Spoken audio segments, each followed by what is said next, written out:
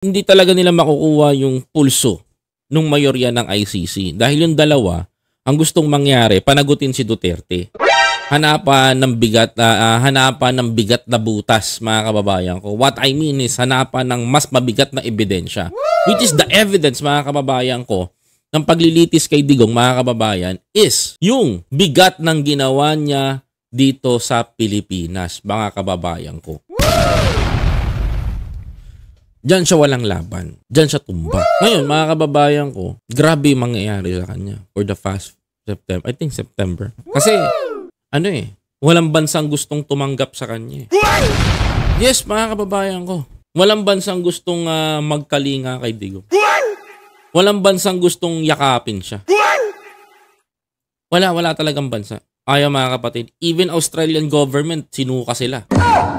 Kasi bakit? Tatatakot ang Australian government, magkakarat lang yan daw doon mga yon. Magpupuputak lang daw yan doon mga yon. So ngayon, hindi ginawa. Pinabayaan sila. Katingnan nyo mga susunod na mangyayari, mga kababayan ko. By September, mga kababayan ko, even China, hindi siya tinanggap. Nani? Diba? Pwede naman siya lumipat sa China, mga kababayan ko. Andun na siya eh. Hindi siya tinanggap, mga kababayan. Sinuka rin siya. That is the biggest mistake of the former president. Nakakaawa. Pero, mas naaawa ako sa mga taong pinapatay nila. Sabi ng ibang tao, nakakaawa si Digong kasi ganyan-ganyan, nakakaawa si Digong. Naawa ba kayo dun sa Sa mga taong nawalan buhay? 31,177. Naawa ba kayo dun? Kung naawa kayo dun, wow. Pag naawa pa kayo Duterte, mas nakakaawa yung mga pamilya nun.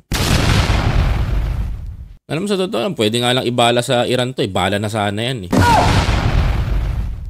Yan yung ginagawa nila. Dinudoktrinahan nila ng si Duterte ay tama, si Duterte ay ganito, si Duterte ay ganyan.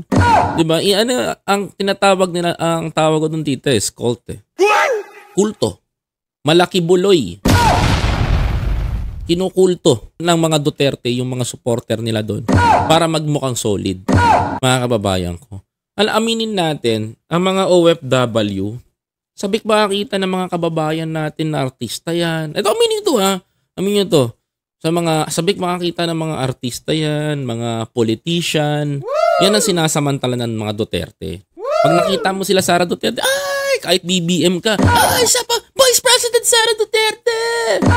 Tapos, masasama ka na doon, pakikinggan mo sila, ganun pala, magduduterte na rin ako. Ganyan mga galawan. Alam namin yan eh.